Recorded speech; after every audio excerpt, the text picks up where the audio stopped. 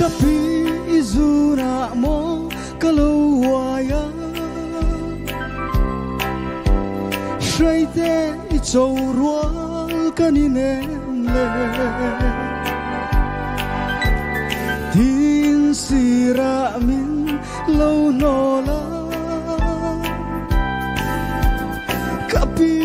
izunai reng reng ya ka wai tin bia thu ka lan chu in rol pui riang va de hiang a pu lo leng di a chai chu sak ne lên in hoa a ti e ito na tôi luôn min lâu ti chu kapin kapu bia thu lan ta kapi izuna mo kalawaya shaite ichorwal kaninem le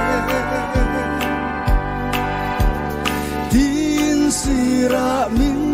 lo nola kapi izungai reng reng ya ka wai tin bia thu ka lan chu kapu men chuan phua a tiem o kei chuan she lo le kapi zot ro kapi kapu me a boy em o a toi ni tu kei phop na le tin an ka ne I tong ne kapi izuna mo kalawaya shaite ichorwal kaninem le tin sira min lo nola kapi izungai reng reng ya ka wai tin bia thu ka lan chu kapi na don tuan a pom si chuan sak me tum to bi ka zong mai ta